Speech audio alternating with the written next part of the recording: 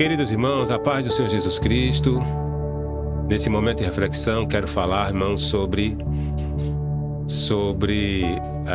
uma mensagem, né, da Palavra de Deus.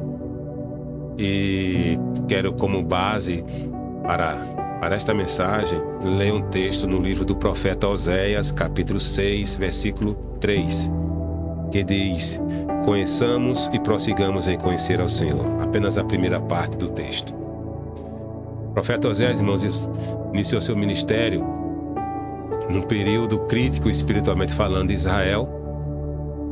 Bem sabemos que Israel estava prestes a ir para o cativeiro babilônico. Cerca de 20, 30 anos depois, isso se cumpriu. E Oséias, assim como outros profetas, Deus levantou para advertir o povo, para que o povo ouvisse a mensagem do Senhor e se arrependesse. Mas a história nos diz, a Bíblia nos mostra que não houve arrependimento e o povo foi sim para o cativeiro. Esse povo de Israel que foi para o cativeiro eram as 10 tribos, né, chamados de Reino do Norte, porque Israel, como as 12 tribos, estava dividido, né? Reino do Norte com 10 tribos, Reino do Sul com 2 tribos, chamado também de Reino de Judá. E o Reino do Norte, às vezes chamado também de Efraim e Israel, era o povo para o qual Deus levantou o profeta para ministrar suas profecias, tá? E essas 10 tribos, Reino do Norte, foram para o cativeiro assírio, né?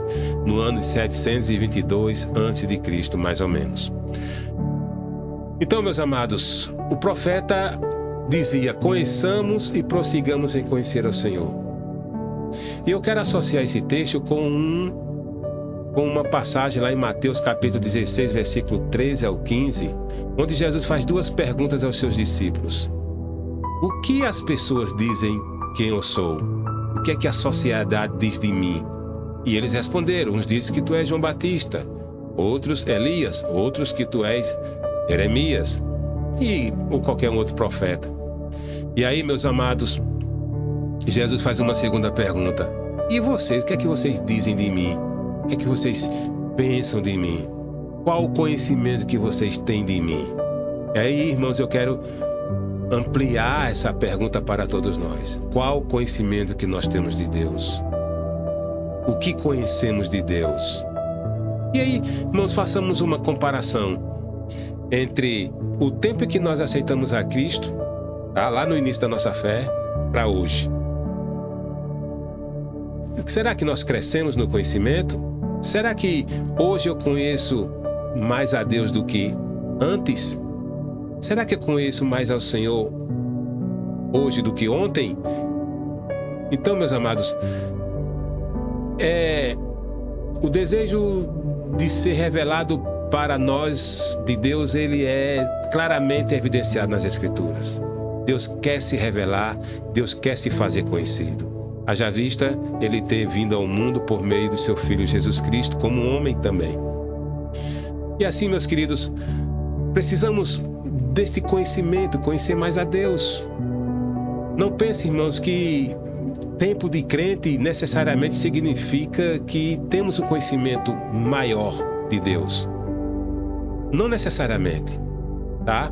Porque o escritor aos Hebreus vai ensinar os seus leitores, vai dizer aos seus leitores que eles precisavam voltar ao início da sua fé, porque pelo tempo que eles já eram cristãos, crentes, eles já deviam estar, ele usa as palavras alimento, tá se alimentando de comida sólida, sabe? Ou seja, o escritor esperava que eles tivessem uma maturidade maior, um conhecimento maior de Deus, mas eles ainda eram meninos espirituais e por conta disso precisavam tomar leite ainda. São os primeiros ensinamentos, os rudimentos da nossa fé. Tempo de cristão não significa necessariamente ter conhecimento de Deus, não é? Também, meus queridos, dons espirituais também não necessariamente significa que alguém tenha conhecimento aprofundado de Deus. Veja a igreja de Coríntios, não é? Paulo ensina, diz que eles tinham todos os dons espirituais, mas precisavam mais conhecimento de Deus, estava muito aquém.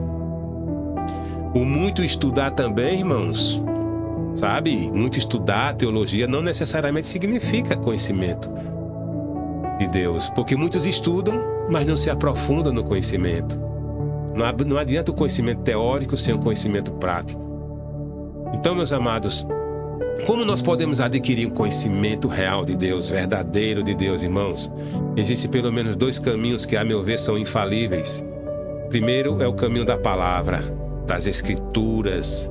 E aí você pode, por meio de um curso de teologia, por meio da escola bíblica dominical, um culto de instrução de doutrina, uma mensagem cantada, por meio da palavra você pode aprender.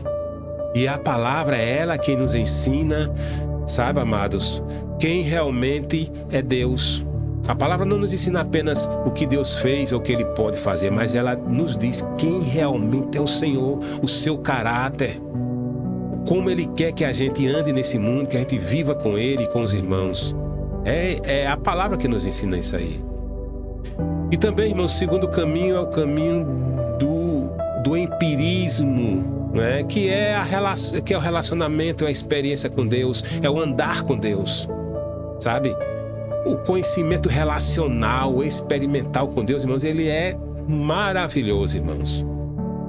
Assim, geralmente esse conhecimento se vem por meio do sofrimento, tribulações, elas nos ensinam também. Veja, Jó passou por um sofrimento terrível, né? Uma tribulação terrível, mas no final o que é que ele vai dizer?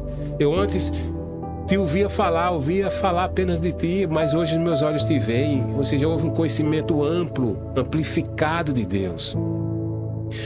Quando passamos por uma situação difícil, irmãos, que saímos dela, nós temos o conhecimento maior de Deus. Então é palavra e relacionamento, palavra e andar com Deus.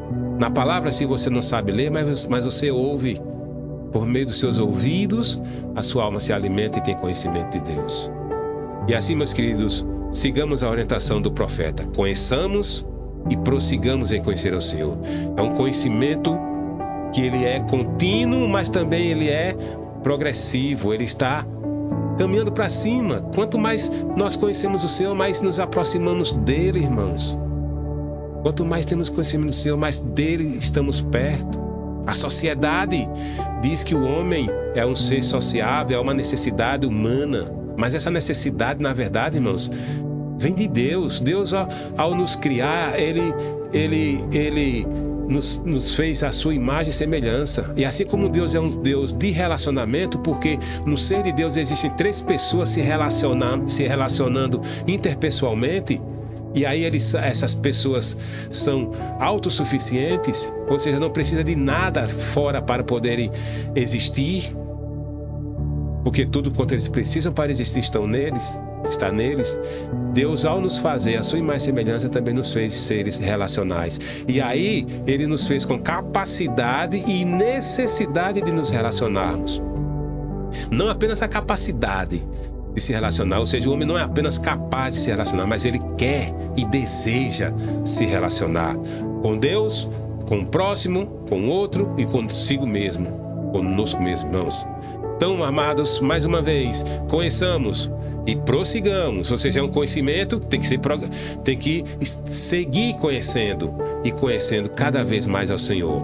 Amém, irmãos? Porque Ele quer se dar, quer se revelar cada vez mais para nós. Assim como Ele se revelou a Abraão, irmãos, a Moisés, aos apóstolos de forma extraordinária, irmãos. Ele também quer se revelar cada vez mais por meio do seu Espírito Santo também habita em nós.